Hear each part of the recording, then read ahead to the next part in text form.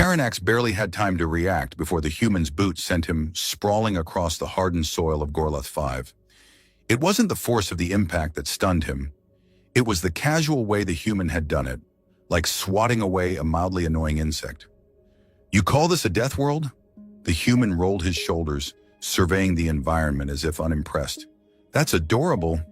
Karanax gritted his teeth and struggled to his feet. His secondary heart was hammering. He had trained for cycles to prepare for combat against the so-called apex predators of Terra, but none of the data files had mentioned this.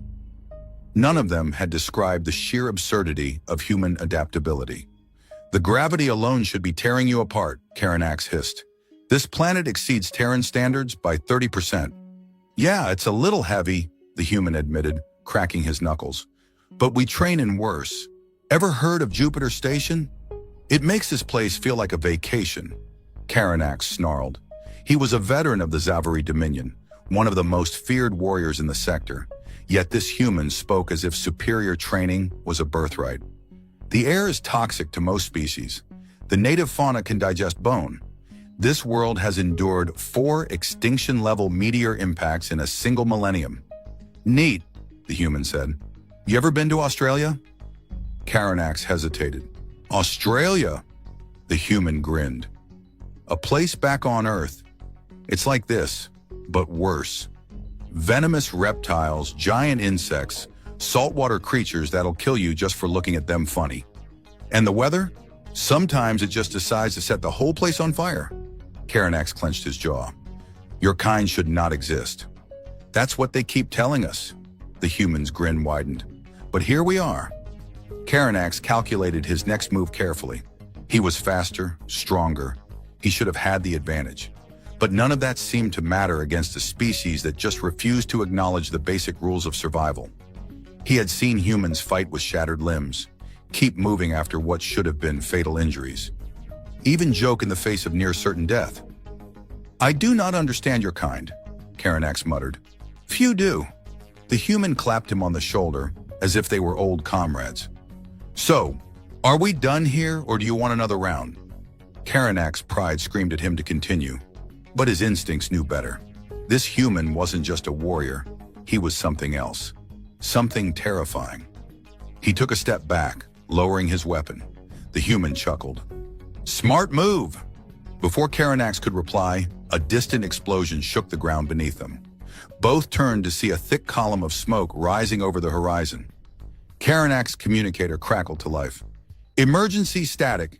Human forces have launched. Static. Sustaining heavy casualties. Static." The human sighed. "Sounds like your guys missed the memo." Karanax's mind raced as the battlefield reports streamed in. The Zavari warfront was crumbling under a force they had underestimated. "You did not come alone," he growled. The human adjusted his gloves, glancing toward the horizon where the black smoke curled. "Of course not. We don't do things halfway." Karanax activated his communicator, his voice sharp. "Regroup at Sector Theta. Engage defensive measures. Reinforce our forward lines." A garbled reply confirmed compliance, but the human seemed unconcerned. "That won't help." Karanax narrowed his eyes. "You assume victory before the battle is over?" "No," the human replied, watching the distant flashes of energy weapons. "I assume victory because I know what's coming next." A low rumble coursed through the ground, rhythmic and unnatural. Karanax's instincts flared with warning. It was not artillery, not an orbital strike, something else entirely. Then he saw them. They moved in perfect synchronization, humanoid figures clad in reinforced exosuits, weapons bristling with advanced targeting systems. But it wasn't their technology that made Karanax's pulse quicken. It was the way they advanced, like predators who had already decided the fight was over. "You fight with machines?" Karanax sneered, masking his unease. "Cowardice." The human scoffed. "Those aren't machines. They're just men who brought the right tools." Karanax had fought synthetic war forms before, but these were something else. The soldiers moved too naturally, too effortlessly. The exosuits enhanced their speed and power, but it was the minds behind them that made them lethal. "They are still flesh and bone," Karanax said. "They can be broken." The human gave him a sidelong glance. "You'd think that, wouldn't you?" Karanax signaled his forces to advance. Savary warriors surged forward, the ground trembling beneath their charge. Plasma fire erupted in streaks of green and blue, lancing toward the human formations. Then the Terrans moved. Karanax had seen effective infantry maneuvers before, but nothing like this. The humans anticipated shots before they were even fired, dodging and repositioning as if they could predict the flow of combat itself. They fired in measured bursts, cutting down advancing Zavary with chilling efficiency. The human beside him smirked. "Your people fight like they still believe war is about numbers." Karanax bared his teeth. "We are warriors, not machines." "Neither are we." The human nodded toward the chaos ahead. "We're just very good at what we do." Karanax watched as a group of his elites attempted to flank the humans, only for the Terrans to respond as if they had planned for it. A single soldier turned, launching a device that detonated midair. The resulting shock wave sent the Zavary skidding back, their armor barely holding. Before they could recover, precise bursts of kinetic rounds found weak points in their plating. Karanax cursed. "How?" "Experience," the human answered. "You're fighting like this is a war. We're fighting like it's survival." The Zavary were disciplined, bred for war, but they had rules, strategies built on predictable patterns. The humans had no such restrictions. They fought with instinct, adapting to every shift in momentum. They weren't bound by formations or rigid doctrines. The realization clawed at Karanax's mind. He was not battling an army. He was battling something far worse. He was battling predators. His communicator crackled again, this time frantic. "Overrun! Forces collapsing! Fall back!" Karanax's grip on his weapon tightened. His species had conquered countless systems. But here, against these seemingly fragile beings, they were unraveling. He turned to the human. "Your kind, you should not be capable of this." The human gave him a small, knowing smile. "You'd be surprised what we're capable of." The battle raged on, but Karanax already knew the truth. This war was lost. Karanax knew the war was lost, but surrender was not in his nature. His people did not yield. The Zavary dominion had stood for centuries, unchallenged by lesser species. Yet here, in the choking air of Gorlath V, the unthinkable was happening. The humans advanced with a brutality that was not born from desperation, but from confidence. They did not hesitate. They did not falter. They pressed forward as if war was a puzzle they had already solved. Karanax's communicator flickered with overlapping distress signals. The command structure was collapsing. Battalions routed by small, coordinated human squads that fought like apex predators, hunting their prey. It was not sheer strength or technology that overwhelmed the Zavary. It was something far more dangerous. Instinct. The human beside him, still unshaken, watched as Karanax's warriors fell back. His posture was loose, as if this battle was no more stressful than a morning drill. "You should probably call a retreat." Karanax bared his teeth. "You think we run?" "I think you should," the human said, "while you still have anyone left to run." Karanax turned back to the battlefield. His soldiers had regrouped at a defensive line near the ridgeline, hurling energy blasts at the oncoming enemy. The humans, undeterred, broke formation, spreading out into smaller mobile units that wove through cover with impossible precision. Karanax could no longer deny it. The humans weren't just winning, they were enjoying themselves. His grip tightened around his blade. If they were predators, he would show them what it meant to hunt.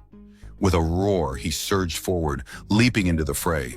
His warriors followed, emboldened by their commander's charge.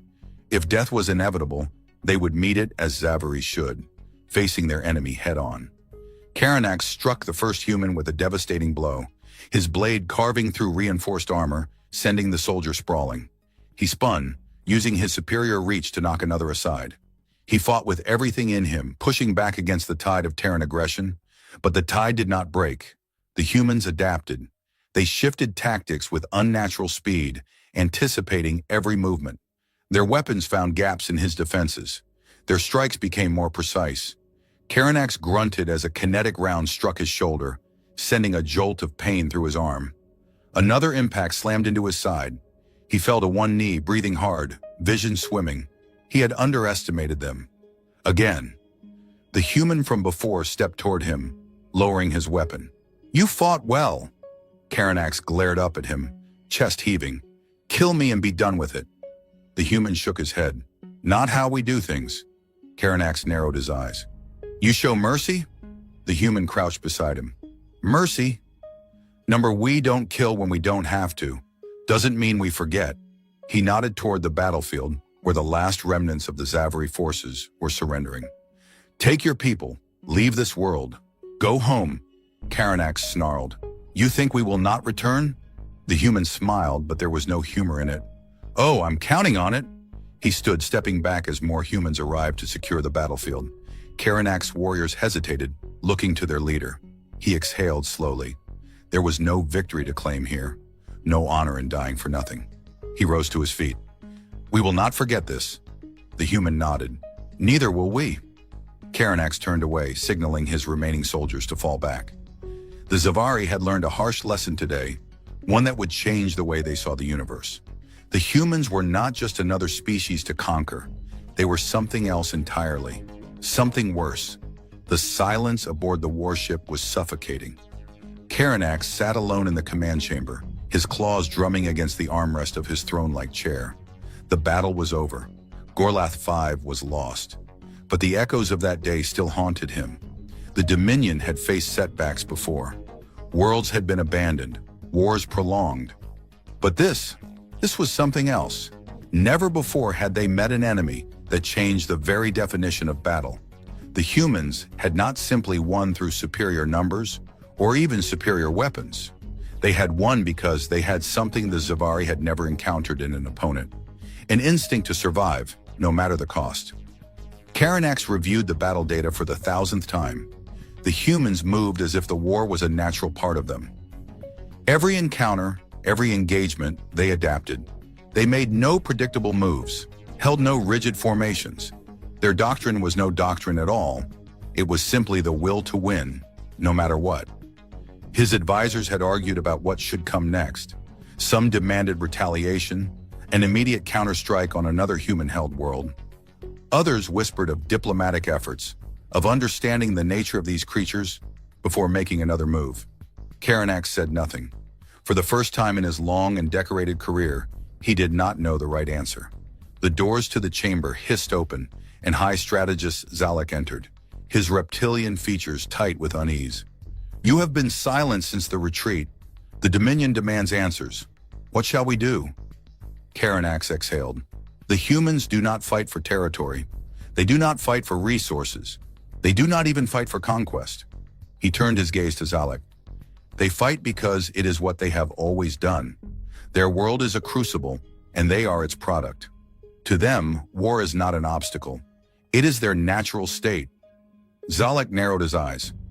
"You think they cannot be beaten?" "I think they cannot be broken," Karanax corrected. "And therein lies the problem." Zalek considered this.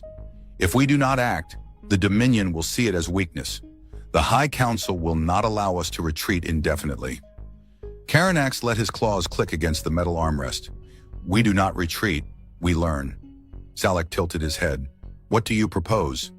"We have underestimated them once," Karanax said. "We will not do so again. I will return to the capital.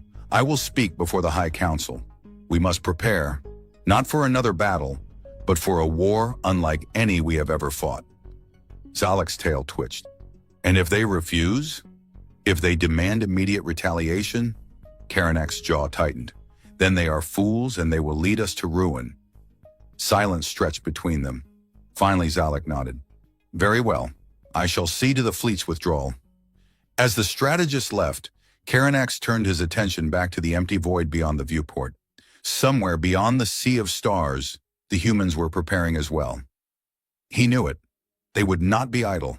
They would not grow complacent, because they knew something the Zavari were only just beginning to understand. A war was coming, and this time, the humans would be ready for them. Karanax stood before the High Council, his expression severe. The chamber, a grand and towering structure of carved obsidian and radiant crystal, held the most powerful minds of the Zavari Dominion. They sat in a semicircle, their scaled features betraying nothing as they listened. The air was thick with tension, a silent acknowledgement that they had suffered their first true defeat in generations. The humans must not be ignored, Karanax began, his voice steady. They are unlike any adversary we have faced. If we do not recognize their nature, our empire will suffer further humiliation. Counselor Vokhtar, an elder whose spines had dulled with age, regarded Karanax with a measured gaze. You speak as if they are more than a minor anomaly. We have fought greater foes and endured. The humans hold but a fraction of the territory we do. Their fleets are smaller, their numbers fewer. What makes them so dangerous? Karanax clenched his jaw. They do not fear death. They do not break. They do not adhere to the logic of war that has guided all civilizations before them. They thrive in chaos, and they make war as if it is woven into the fabric of their existence. Murmurs rippled through the chamber. Some dismissed his words. Others contemplated the gravity of his claim. You suggest they are beyond our ability to defeat? Another counselor asked, skepticism laced in his voice. Karanax shook his head. Number, but they will not be beaten by the means we have relied upon for centuries. Their victories are not won by superior weapons, nor superior numbers. They win because they refuse to lose. Vokhtar exhaled through his nostrils. Then what do you propose? If they are such an enigma, how do we respond? Karanax let his gaze travel across the chamber. We must evolve. We must study them as they study us. We must become unpredictable, just as they are. The Dominion has ruled through dominance, through brute force. That will not work here. We must change, or we will fall. The chamber fell into silence. The weight of Karanax's words settled upon them all. The Zavari had never been forced to adapt. They were the apex of the known galaxy, the conquerors. Now, for the first time, they had encountered something they could not simply crush beneath their might. Finally, Vokhtar leaned forward. We will consider your words, Commander Karanax. But know this, we do not yield to inferiors. If the humans seek war, war is what they shall receive. Karanax bowed slightly but said nothing more. He knew their pride ran deep. It was not something that would be cast aside in a single meeting, but the seed had been planted. The future of the Dominion depended on whether they could accept the truth before it was too late. As he left the council chamber, Karanax gazed out into the void beyond the towering city of the capital world. War was coming, whether they wished it or not, and the humans were already prepared.